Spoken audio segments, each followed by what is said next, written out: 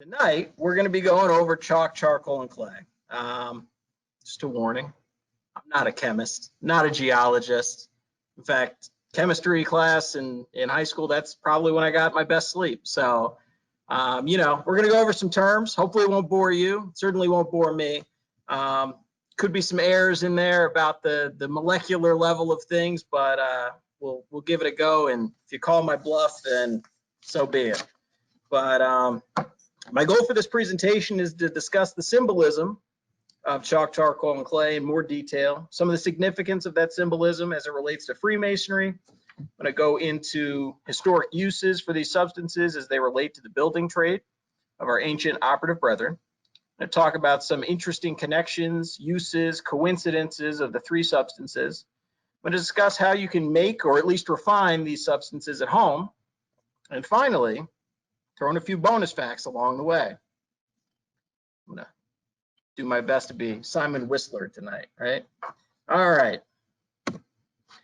So chalk, charcoal, and clay, represented by freedom, fervency, and zeal. Using Maryland ritual as a basis for this presentation, we're told in the entered apprentice degree of how entered apprentices should serve their time. We'll jump into the representations of freedom, fervency, and zeal as we go along, but I'd like to first talk about the ritual for a moment. In Maryland, it appears as a single paragraph to close out the entered apprentice lecture. In our cipher books, only the words freedom, fervency, and zeal are spelled out. So I'll make a heartfelt attempt to honor that secrecy throughout this presentation. The passage about chalk, charcoal, and clay is written very plainly. It's not to say it's unimportant, but it stands in contrast to the paragraphs which, at least in the Maryland ritual, immediately precede it, which are the four cardinal virtues. We've talked about the four cardinal virtues in a previous presentation. You can find that on our YouTube page. The paragraphs belonging to the four cardinal virtues are lengthy, wordy, intricate, and poetic. They have been the downfall of countless certification attempts of wardens looking to ascend to the east, but no doubt each of those wardens look forward to the final paragraph about chalk, charcoal, and clay, the same paragraph they were forced to memorize as part of their entered apprentice catechism proficiency. Falling at the end of a very long lecture, being plainly worded and seemingly out of place for an otherwise complex part of the ritual, one almost gets the feeling that chalk, charcoal, and clay were thrown on, or some piece of ritual added from other rituals floated around in the 1700s. One might also take it as a final admonition laid upon new brothers of the fraternity, plainly written so that they can grasp an immediate understanding of what they're being asked to do. But on the flip side, it relies on symbolism. It doesn't precisely spell out for a new brother what these three substances and their representations are actually calling for them to do. But then again, when does Masonic ritual ever say anything that is 100% transparent and free from need from additional research or reflection? As mentioned, the passage on chalk, charcoal, and clay seems almost thrown on at the end of the lecture. At first, I thought perhaps these symbolic emblems were added on by a later ritualist, perhaps Preston or Webb, as they did with some of the other sections of ritual. After all, the wording for the emblems matches neither the style nor the complexities of the four cardinal virtues. However, after some research, I learned that Samuel Pritchard's 1730 Masonry Dissected, which was the first known record of a Masonic expose, Pritchard writes that the entered apprentice catechism requires serving a master with chalk, charcoal, and earthen pan, and states they denote freedom, fervency, and zeal. Expose or not, we can be fairly certain that these characteristics and their emblematical partners existed somewhere within the ritual before 1730 and were not added on at a later date. Also, given that traits and their representations have existed nearly unchanged since the earliest days of organized Freemasonry, I'm forced to have a greater appreciation for them. It makes me want to look deeper into their significance from both an operative and speculative regard, and I want to understand that symbolism more. For me, and I think for many others, when we discuss chalk, charcoal, and clay, we always hear of brethren drawing designs on an earthen floor, which could easily be washed away at a lodge, at the close of a lodge meeting or degree. Clay being the earthen floor, to which chalk and charcoal were applied to draw out symbolic images taught to the new initiates or advancing brethren. It seems I'm not alone in hearing this story. John Cooper, past Grand Master of California, wrote an article entitled Secrets of the Cloth, where he contends that degree tracing boards, wall charts, and slideshows all derived their start from early floor drawings. He writes, degrees in those days were often conducted in a dining room at an inn, with tables arranged in a horseshoe, leaving space in the center of the room for a lecturer to deliver his talk. The tiler would draw a sketch on the floor with black charcoal and white chalk, and sometimes fill those outlines with fine powdered clay.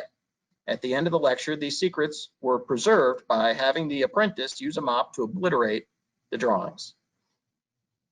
So as my research went on, I heard accounts similar in nature from numerous sources. Minor details change here and there, but ultimately it was the same story. Clearly, this is a widespread view and accepted as fact or at least tradition, as far as I've read.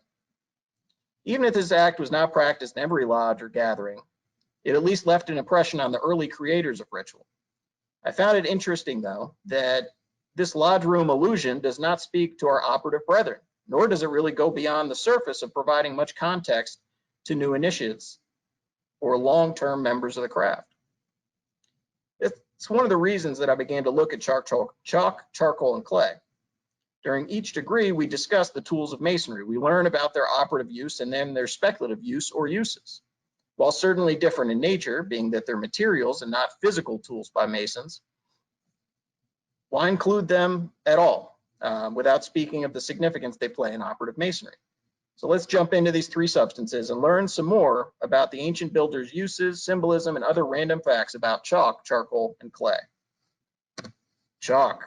So as we mentioned, chalk alludes to freedom, or symbolic of freedom. And so we define freedom as the power or right to act, speak, or think as one wants without hindrance or restraint. And you can read the other definitions: absence of subjugation of foreign domination, the state of not being imprisoned or enslaved. Oliver Street's Symbolism of the Three Degrees, in that writing, he describes Masonic service in the manner with freedom, in that it should be done freely without constraint as becomes a free man, not grudgingly and hesitantly as characterizes the slave. It distinguishes the idea of freedom as working willingly, generously, readily, and without restraint. It is generous willingness to work or perform one's duty. The Roman Stoic philosopher Epictetus, who was born into slavery and later freed, said, "No man is free who is not master of himself." In the same regard, operative masons, because of their skill in the craft, were given freedom to move about and find work in the trade. Despite borders, rulers, and other constraints, these operative masons were able to travel around and do their work and find work, and pay their wages and work with and supply comfort to their family. Speculative masons were impelled from initiation with the same spirit of freedom to travel, and use that freedom of thought to explore their personal and spiritual arts and lessons in an effort to improve themselves and to serve their fellow masons along the way. So just a look at chalk. What is it? Well, Mackey's Encyclopedia of Freemasonry tells us that chalk is the freest of all substances because the slightest touch of which leaves its trace behind. Chalk has been used for a writing tool for over 10,000 years, and most of us will have images in our heads of days in the classroom. But actually, chalk is pretty interesting stuff. A textbook will tell you that chalk is a sedimentary carbonate rock made of calcium carbonate, and an image search will likely provide similar results to what we have here. Chalk sticks in a classroom, maybe the White Cliffs of Dover, England, and there's really some more interesting stuff about chalk and all the natural forms of calcium carbonate, which includes marble and limestone. So the interesting thing is that it's made of the tiny skeletons of tiny deceased algae called coccoliths. Their shells were made of calcite extracted from the rich seawater. And as they died, a substantial layer gradually built up over the millions of years, and through that weight or pressure of other seafloor sediments, it eventually became consolidated into rock. So the next time you use chalk, think about that white stuff all over your hands, and it's really just countless individual shells of these microscopic former living beings, and that puts some things in perspective.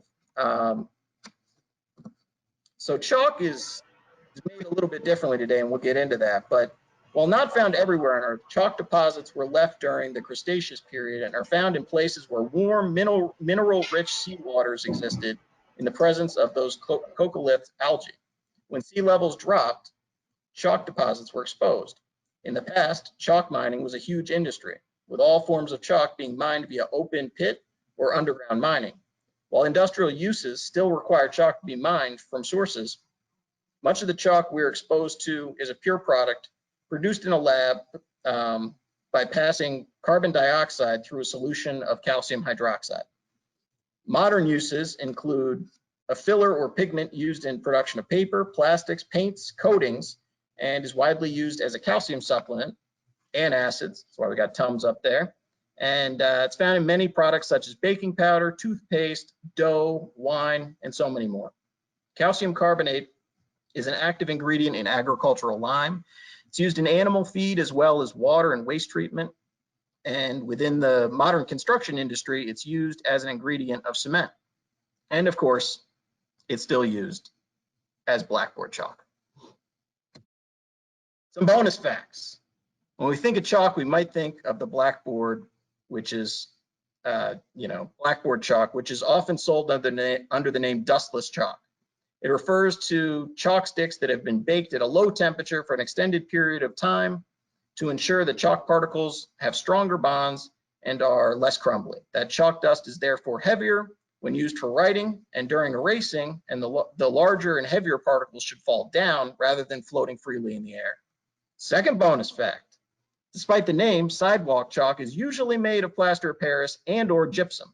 Gypsum chalk is softer and writes smoother, however, produces more dust than calcium carbonate chalk. All right, so chalk's significance to operative masons. It's a long one. One thing we touched on earlier is that limestone and marble are also made of calcium carbonate. But because of exposure to differences in pressure, heat, and time, as well as other natural materials, these substances form into equally useful but different materials. It's interesting to think that all three would have held a special importance to our ancient brethren. Marble, of course, would have existed for the purpose of statues, beautiful blocks for building, and enhancing other elements within the structure. Limestone and chalk would have been used almost interchangeably, but with some differences. Both were used as blocks of stone called ashlar. Ashlar is a word that all Freemasons should be familiar with. An ashlar is a finely cut stone which is worked until squared. An ashlar is a finished stone, generally rectangular in shape, precisely cut on all faces adjacent to those of other stones. The precisely cut stones allow for very thin joints between the blocks, and the outward or visible face of the stone can be smooth, tooled, or include other materials for a decorative effect. To be clear, ashlars are in contrast to rubble masonry, which employs irregularly shaped stones that at best are sometimes minimally worked for construction. Operative masons took great pride in precisely working rough stones into perfect ashlars and made distinction of the two practices. The term ashlar is believed to have come from Middle English by way of an old French translation of the Latin word axilla, meaning plank. In addition to ashlars, limestone and chalk were both used as mortar. The process of producing mortar was often tasked to operative entered apprentices, and is at least partially where we get the manner of which entered apprentices wore their aprons, and as to what and how might have been getting on their clothes. So making and mixing mortar in modern times is dirty work, and would have been even more so for our ancient brethren as they made it from scratch. In the interest of time, I'll try to keep the mortar making process brief. Calcium carbonate, either chalk or limestone, would have been gathered and placed in a furnace or in large pyres. The materials would be heated or baked for hours until they glowed red. After the fire was out, the stones would be white in color and much lighter in weight, feel, and density. On a chemical level, the process forces carbon dioxide out of the calcium carbonate, which leaves calcium oxide. Calcium oxide is known as quicklime and reacts very strongly when exposed to water. Quicklime can be pretty dangerous stuff. Don't get it near your mouth or eyes because even the smallest amount of water will cause a thermic reaction and lead to burns. If you're making mortar, you add water to the calcium oxide in order to make slaked lime or calcium hydroxide. When water is added, the thermic reaction transforms the light airy quicklime into a pasty white sludge. It's that slaked lime or hydrated lime, along with fillers and aggregate like sand, which were used as mortar between ashlars. Once the slaked lime dried out, it returned to its original calcium carbonate form, but rather than being a chunk of limestone or chalk, it was now mortar stuck between two ashlars, creating a strong rock solid bond. And you can kind of see in that cycle there of, starting off as limestone in this case, heated, quicklime, water added, slack lime, and then carbonation from the carbon dioxide in the air returns it to the limestone. And then technically, if you somehow had mortar left over, you could reheat that and, the process would continue, the cycle would continue. Bonus facts. Despite what you see in movies or TV, do not try to get rid of bodies using quicklime. Rather than decomposing a body, you'll end up preserving it. Trust me, I'm Sicilian. Second bonus fact. Seashells are a good source of calcium carbonate, and in colonial America, especially in the Chesapeake Bay area, they relied heavily on oyster shells to make their lime for mortar. There's a great video on YouTube of a restoration project on one of George Washington's properties, which used period-specific mortar recipes using oyster shells exposed to bonfires to produce their quicklime. You can check that out while you're checking out our page on YouTube. Other uses for chalk. So another way that chalk in ancient operative times was to create trestle boards or tracing boards to draw fresh designs on, so the plans could be laid out for construction. If you've ever read or seen the TV version of Ken Follett's Pillars of the Earth, there's a part in episode 2 where Tom Builder creates a trestle board, which is simply a plaster made of chalk or lime or even clay that would have reeds embedded for support. Once dry, the master builder could etch their designs onto the plaster trestle board. The final way that I'll discuss chalk being used is unique only to chalk.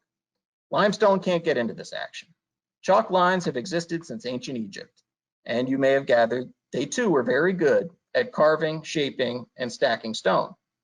Stonemasons would use chalk lines to mark out straight lines prior to cutting the stone. Since then, builders from every culture around the world have used chalk lines for everything from making ground layouts to hanging wallpaper. Chalk lines played an integral part of operative masonry, both in the quarries and at the worksite, but at least in Maryland ritual, they are never mentioned. Without chalk lines, rough ashlars would have been even rougher. Operative masons would not have been able to create such perfect finished works, and the walls that they built would not have had the dimensional precision to stand the test of time. So what did I do to create chalk? Well, as much as I'd like to say I went to a chalk mine and gathered my own chalk or even built a fire to slake my own lime, I have to confess that I went down a much easier road. I went on Amazon and ordered the finest 1-pound bag of calcium carbonate that they offered and waited for the chalk to get delivered to my doorstep. When the fine white powder arrived, I'm not sure what my wife thought I'd gotten into, but like any other fine white powder, you got to get out your pocket knife, harness your inner Tubbs and Crockett, and see if that good is good. So in the spirit of the presentation, I did create the chalk blocks that you kind of see in the middle there. And they write on a chalkboard. I tested it out, as you can see. I'm sure they'll be used soon for my son to scribble all over the sidewalk. The process to make these chalk nuggets is pretty simple. You just mix chalk and water. However, it's important to note that chalk makes a mess, which is what I think our ritual was actually alluding to. Dust gets everywhere. And when you're mixing in the water, the line between too much water and just enough is very fine. While virtually any slurry consistency would work, you want to shoot for a very thick sludge, like cornstarch and water. Thin enough where it'll pour slowly, but thick enough where if you poke it with your finger, it should bounce off. If your mixture is too thin, it will still turn out okay, but the finished product will shrink considerably. Either way, I pop the molds in the oven for a couple hours, right at around 200 degrees, and afterwards they are ready to write or draw or whatever it is you do with chalk. Charcoal. So charcoal, of course, represents fervency. So fervency is the feelings of great warmth and intensity. The idea is that entered apprentices would offer, that an entered apprentice will offer his fervency in his warmth, friendliness, and earnestness, in his eagerness and willingness to learn the lessons of Freemasonry, and in the willingness to help the lodge as opportunities arise. With intensity comes a devotion to duty to lodge, to brothers, and to Freemasonry, which will be long-lasting like charcoal. Fervency is also mentioned briefly in the third degree too, when we discuss fervency of heart towards God. So charcoal, what is it? Well, Mackey called charcoal the most fervent because to it, when ignited, the most operant metals yield. So charcoal is a lightweight black carbon residue produced by removing water and other volatile compounds from animal or plant materials. Charcoal is usually produced by slow pyrolysis, which is the heating of organic materials in the absence of oxygen. Finished charcoal consists of carbon as the other molecules are driven off during production. How do you make it? So in the case of wood, which is all I'm really going to focus on, charcoal is made by cooking wood in a low oxygen environment to burn off the volatile compounds, which for wood would contain water, methane, hydrogen, and tar, leaving only carbon. In commercial processing, the burning takes place in large concrete or steel silos with very little oxygen and stops before it all turns to ash. At home, as we'll discuss in a bit, you can do this in an empty paint container. The process leaves black lumps and powder, about 25% of the original weight. Charcoal has been used since the earliest times for a large range of purposes, including art and medicine. By far, the most important use has been that for the metallurgical fuel. Charcoal is a traditional fuel for blacksmith's forge and other applications where intense heat is needed. Charcoal was also used historically as a source of black pigment by grinding it up. In this form, charcoal was important to early chemists as it was included in formulas for black powder. Due to its high surface area, charcoal can be used for filtering as well as absorbing. If anyone's got a Brita at home, I think there's charcoal filters in there, so get your charcoal fix there. Process of making charcoal is ancient, with archaeological evidence of charcoal production going back 30,000 years. Different cultures produced their charcoal in ways that made sense for them, using different materials at their disposal. The most basic production of charcoal was to create a pile of wood, cover that wood with mud or dirt, leaving only the very top exposed and a few draft holes at the bottom. Fire is introduced to the top of the wood pile, and once burning, the top and the draft holes are covered to allow the pile to smolder in the absence of oxygen. Bonus facts. Commercial production was first done in pits covered with dirt by specially trained craftsmen called colliers. If you know someone with the last name Collier, they probably had an ancestor who made charcoal for a living. Second bonus fact. The history of Kingsford charcoal is a classic American story. It all starts in 1919 when Edward G. Kingsford helped Henry Ford procure a stretch of timberland to supply wood for his auto plants. Brother Ford wondered if all the wood waste generated by his sawmill and plants could be put to better use, and found his answer in a new process for pressing blocks of reconstituted char. While the innovative charcoal briquette was initially marketed under Ford's own brand, it was eventually renamed Kingsford charcoal in Edward's honor. Today, Kingsford converts more than 1 million tons of wood waste into briquettes each year, making Kingsford the leading manufacturer of charcoal in the United States. So why would charcoal be significant to operative masons? There's nothing straightforward as to why charcoal would be significant, but we can call upon the idea of drawing designs on earthen floors, but maybe this time operative masons were drawing on trestle boards as a form of early pencil or something like that. But this seems also like a stretch. It isn't specific to the building trade in any way. My best guess, especially as it relates to making quicklime from chalk and limestone, as discussed before, would be that if you use charcoal in high heat fires when ignited, the burning carbon produces significant quantities of energy.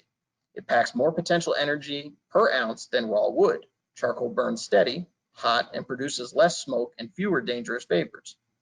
All attributes that make for better fires to produce quicklime. My final consideration is that because charcoal burns hotter, cleaner, and more evenly than wood, it was used by smelters. Smelting is the process of consistently heating ore, which are rocks containing bits of impure and often small amounts of metals, with a furnace. This process heats the metal contained in the ore to its melting point, which can then flow out of the rocks, and once cooled, the bits of metal are gathered and returned to the furnace to create ingots of workable metal. In operative times, the metal would have been shaped and worked by a smith. We get the term blacksmith from the fire scale or oxides that form on the metal during heating. While I can't speak for the builders of King Solomon's Temple, our operative brethren who built the cathedrals and masterpieces of Europe lived well past the Iron Age, so the idea that they would have not used tools of iron is out of the question. As further possible evidence of charcoal being a reference to smelting and blacksmithing, our entered apprentice ritual discusses charcoal's effect on operate metals. So what did I do to make charcoal? Well, as discussed, charcoal can be made in your own backyard using an empty paint can, wood scraps, and a fire. 4th of July weekend, I took an empty paint can that I picked up at Home Depot, drilled a hole in the top, and put in some mulberry wood that I just cut back from our lodge parking lot. Some things to note: hard wood makes better charcoal. The resulting lumps will be stronger and bigger. And seasoned wood is preferred because there's less moisture to drive out of the wood, and the density of the finished lumps will be better. But in the interest of making charcoal from wood cut from our lodge, I went for the mulberry. I made a fire, threw in the sealed paint can, and let it burn for an hour. If you repeat this experiment, you'll likely find a torch effect coming from that hole in the lid. It's a strong jet flame, and as mentioned previously, the process drives all of the volatile compounds out of the wood, including methane. So it's pretty cool to sit there and observe a flame shooting out of the paint can. It makes a really loud, pretty loud noise, similar to a propane torch that you might use for plumbing. Once the flame from the can died out, I knew the process was done. There's no more volatile compounds being forced out of the wood. So I carefully removed the can from the fire, flipped it over to cover the hole to prevent any flare-ups of my new charcoal.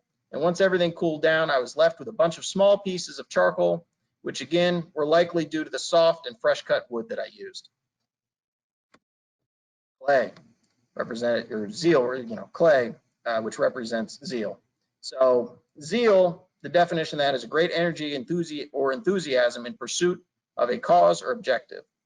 So to be a zealous entered apprentice, or Mason in general, means to be enthusiastically active and diligent in devotion to the fraternity and brothers, just as our Mother Earth actively and diligently provides us with useful tools and gifts for sustaining life. From a casual point of view, you could easily list gifts from our Mother Earth: wood for homes, fruit from trees, land to farm. The list goes on and on. From a builder's point of view, the list is equally long. Revisiting the 1730 expose by Pritchard, the term earthen pan was originally used, but Mackey asserts that at some point Preston changed the verbiage to its current wording of clay. So what is clay? Mackey calls clay the most zealous because it is constantly employed for man's service and is as constantly reminds us that from it we all came, so unto it we must all return. Clay is a type of fine-grained natural material in soil that contains silicates that develop plasticity when wet. Plasticity refers to the ability to easily manipulate shape and roll material. So it's typical of any clay that you've ever held, even if it's man-made clay like polymer or modeling clay. Clay plasticity is due to particle size and the geometry as well, and their geometry as well as the water content.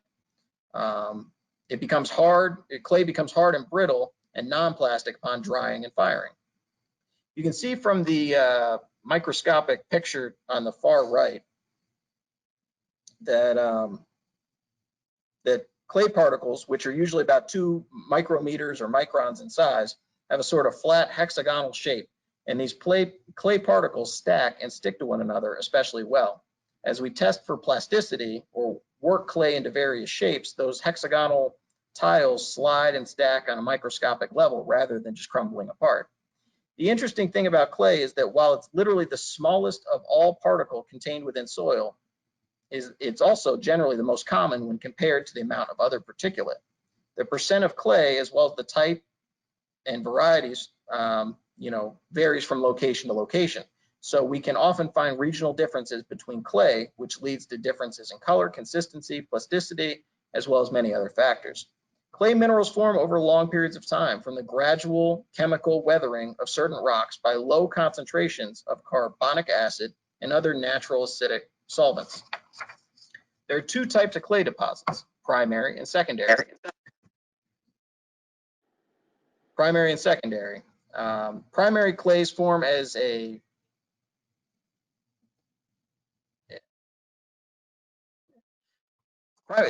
primary and secondary. Primary clays form as a residual deposit in soil and remain at the site of the formation. An example of primary clay is generally the clay you dig up in your garden. It has been sitting there since the rock it came from began to break down. Secondary clays are clays that have been transported from their original location by water erosion or deposited as sediment in another location. An example of secondary clay would be clay that you gather from a riverbank or maybe a stream that has long dried up. Generally, secondary clays are the ones you want to use for just about anything because they have naturally divested themselves of gravel, sand, and other larger or more impure particulate found at the primary source. As secondary clays collect along the banks, they have the opportunity to mix with other sources of clay, and they mature into a better product for your use rather than primary sources of clay. There are, of course, some exceptions to this process and the qualities, but that's generally how it works for clay. Clay is used for making pottery, bricks, floor tiles. Different types of clay is used with different materials and firing conditions, which produce earthenware, stoneware, and porcelain. Cooking pots, art objects, dishware, smoking pipes are all made of clay. Bonus facts. Despite what ritual tells you, when we die, we don't become clay. I'm sorry. As discussed, clay is made up of tiny particles of broken down rock, not broken down bodies. We get the idea that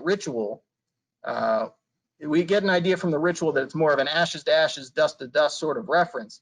But there's some Grand Lodges that actually use, instead of clay, they talk about Mother Earth. And they talk about how Mother Earth grants us gifts throughout our life and then covers us in her warm embrace upon burial. That's far more accurate than that we become clay.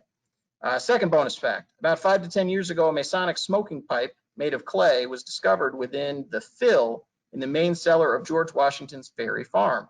Ferry Farm was Washington's boyhood home, and the clay pipe features a square and compass along with 2 pillars. I can't say that it is definitely George Washington's, but it is cool that it was found at George Washington's property. All right, why would clay be significant to operative masons? Well, clay is one of the oldest building materials on Earth. Between 1/2 and 2/3 of the world's population in both traditional societies as well as developed countries still live or work in buildings made with clay. Often that's brick it's bricks that are baked clay, but it's an essential part of the load-bearing structure. Clay is a primary ingredient in many natural building techniques. It was used as a mortar in brick chimneys and stone walls where protection from water was necessary. An early form of crayon or colored writing utensil was used throughout the Middle Ages, which mixed chalk and clay. The process is not completely extinct, as some companies still use clay within their chalk recipes. Operative masons could again have relied on these writing instruments to lay out designs on tracing boards. Also, clay tablets were the first known writing medium. Scribes would inscribe them with blunt reeds called styluses. While we discussed the use of lime plaster as a possible material for tracing boards and designs, in some areas our operative brethren no doubt used a clay plaster for the same purpose.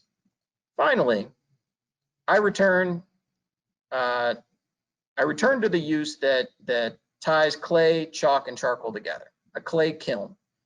A mud or clay kiln would have changed the opportunities and efficiencies of a team of operative masons. Without a clay kiln, charcoal production is possible, but it's not as efficient, and it relies on controlling an open fire rather than a contained clay mound with a few air holes. Without a clay kiln, you can produce lime for mortar, but the process is made easier and more efficient when you use a kiln rather than just relying on that open fire. A kiln also allows metal for the smelting process, allows metal to be smelted, and it makes blacksmithing a possibility. It also leads to more reliable tools for our operative brethren. What I did to process clay was probably the most time consuming. Clay is literally all around us in soil. Just take a handful of semi-moist soil and squeeze your fist. The smaller compressed ball that is formed is the unprocessed clay mixed in with all the other particulates, such as sand, gravel, silt, and other organic material. With enough of that soil, you can process your own clay. Although again, secondary sources are purer from the start and better for just about everything. So I'd stick with the riverbanks. Silver Spring Lodge recently had a fence installed at the back of our property. Digging the post holes provided a lot of primary red clay, which was filled with other particles. I took to the task of collecting the clay, soil, sand, gravel, rock, organic mixture. Once I got home, I let it sit for a couple weeks, not for any particular reason, but because I didn't really know what to do. After a big rainstorm, my huge Rubbermaid storage bin was now filled with the clay and rainwater sludge, so I figured it was time to process the clay. I used various screens to separate out the material, various sizes from the clay. I didn't take as many pictures as I should have, but I started with basically a metal screen, as you can see, and I moved from that to a kitchen strainer, which, don't worry, I ordered one off Amazon. I didn't use my wife's.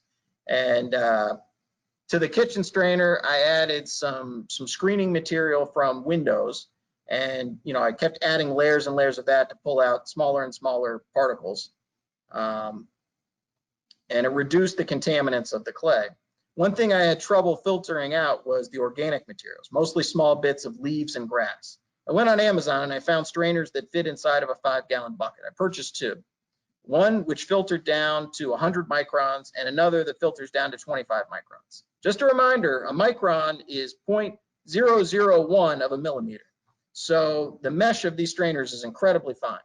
I started with the 100 micron filter and it removed tons of particulate, very fine sands, loamy material, which reminded me of the silt you feel around your feet when you step into a stream or a lake.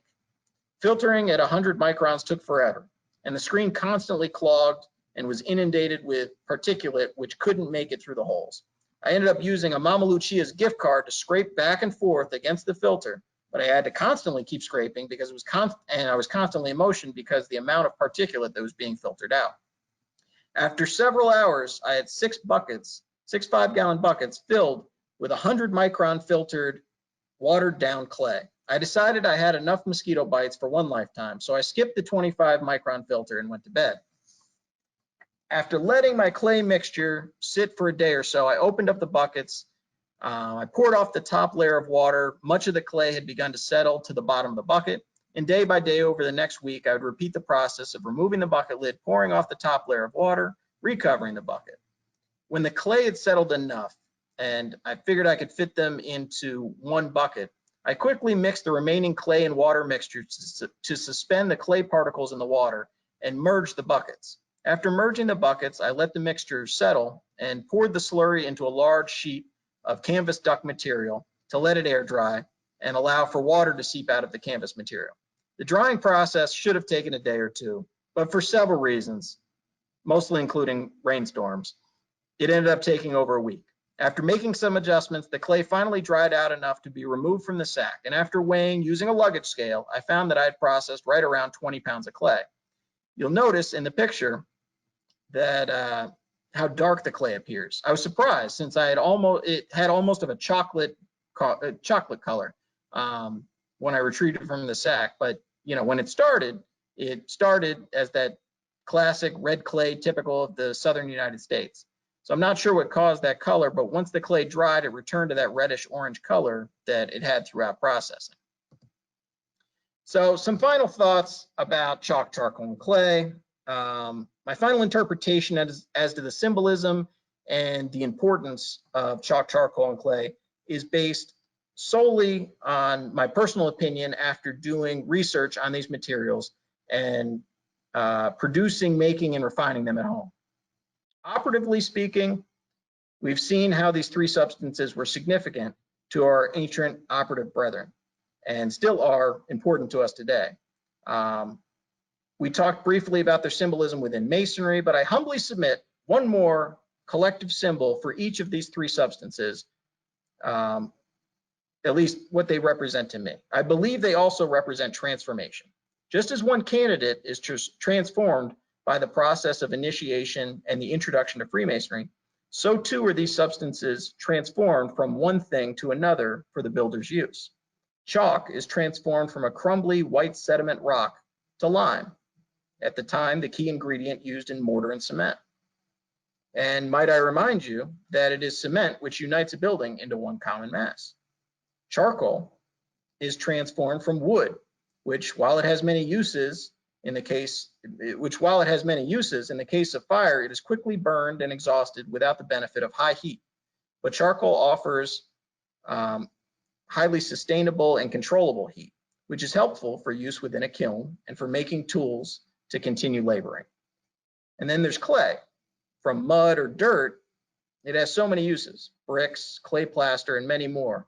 But again, I go back to the clay kiln for slaking lime, producing charcoal, and smelting metal. It's the process that ties all three of the substances together: chalk, charcoal, and clay. And that, to me, I think is why that is representative, or why the clay kiln is what they would have looked at in terms of the significance to operative Masons. So, brethren, any questions or anything?